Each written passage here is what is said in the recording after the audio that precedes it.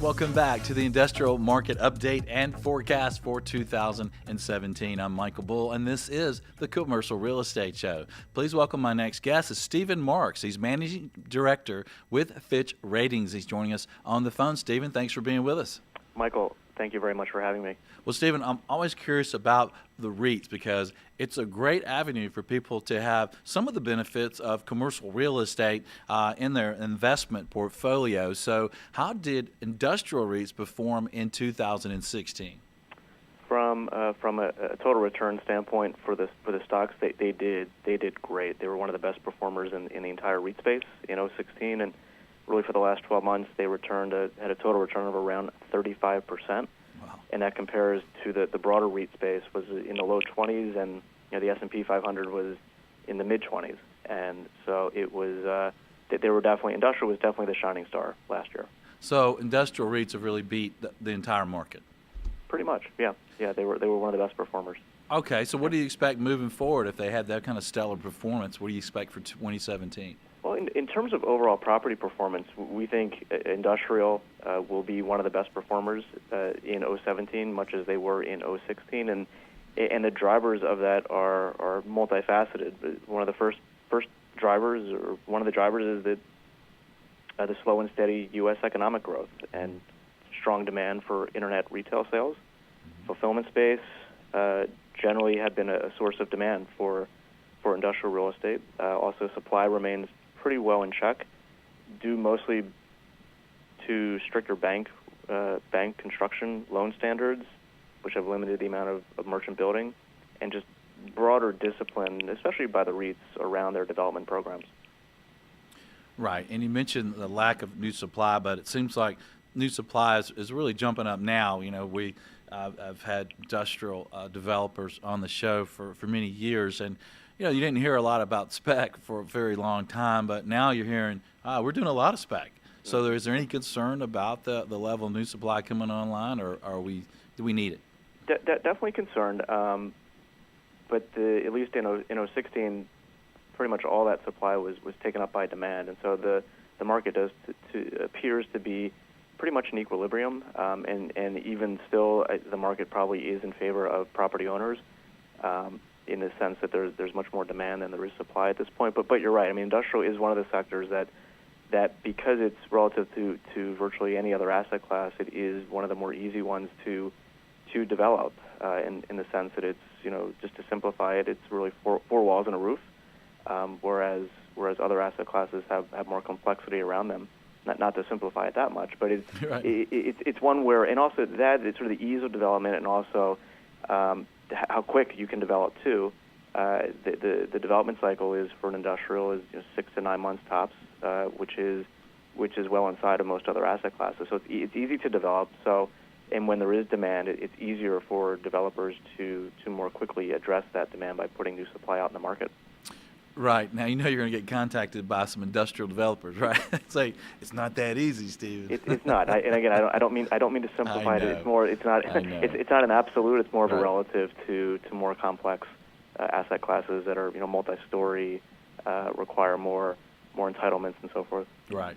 And you mentioned online sales, and when I think of REITs, and I want your thoughts on this. When I think of industrial REITs, I think that they're going to own a lot of the very large buildings that are fulfillment centers that do have these wonderful tenants that are growing with online sales, that they're going to own a lot of that as compared to, smaller warehouses and things that might have less growth in demand, because online sales is still growing, right? Online sales are growing at a fast clip, and that's really where the dramatic incremental demand has been coming from, have been the fulfillment centers.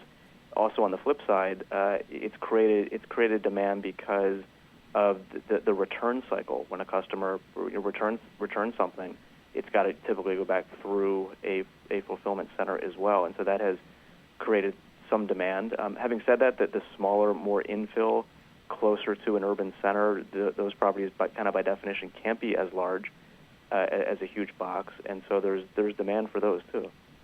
Stephen, is there anything in your outlook for industrial REITs that causes any concern?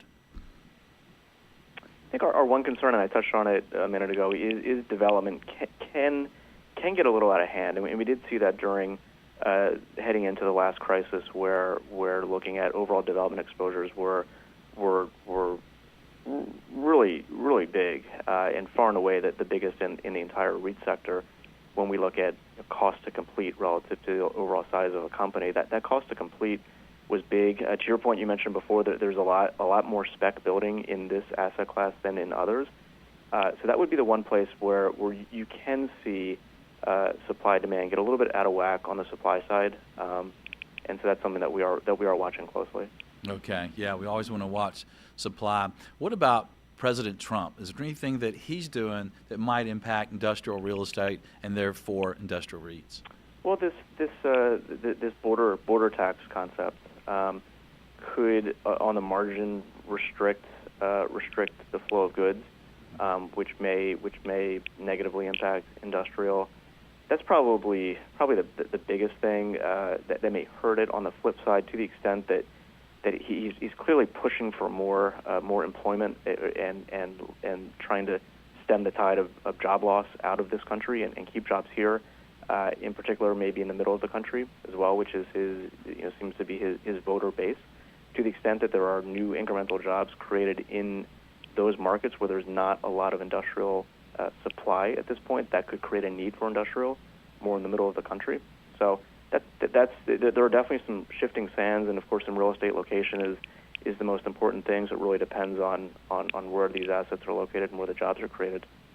Right. So of all the REITs that are out there that own the different property types, and as most people know, a lot of these REITs, or most of them, are property specific. They're in an area of expertise that they have. So of your outlook for all the REITs for moving forward for 2017, is industrial have the best rating? Well, for the fundamentals, we definitely think that for 2017, industrial will have some of the best fundamentals in terms of looking at same-store NOI growth. Occupancies are at even higher than multifamily occupancies, up into the mid to high 90s at this point for industrial. So from a fundamental standpoint, we definitely view it as one of the stronger asset classes. We also have to focus on how companies are funding their development, how leveraged they are, what are their views around liquidity and capital management. So even though they may have good real estate fundamentals, they may not have quite as strong capital or financial policies, and so that may be why our credit ratings may not be as strong for these companies than for some other asset classes. Okay. And if the listeners and viewers want to get information on how you guys are rating these REITs, how can they get to that? Well, they could go right to our website. Fitchratings.com is one way to do it. I think my contact info typically gets posted, on your website as well. So folks are always open to reaching out to me to talk about not just industrial but other sectors. Right. Quick tip for listeners and viewers related to industrial?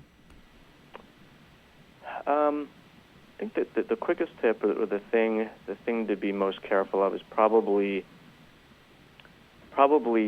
tracking demand more than anything. That's the biggest thing, because what happened during the last crisis was that the supply was clearly there, that many markets got oversupplied, and demand really evaporated quickly. And a lot of markets were overbuilt. A lot of companies were exposed on the development side because they missed time and misjudged the amount of demand that was coming on. Stephen, thanks for joining us. Great information as usual. Stay with us. I'm Michael Bull. This is the Commercial Real Estate Show.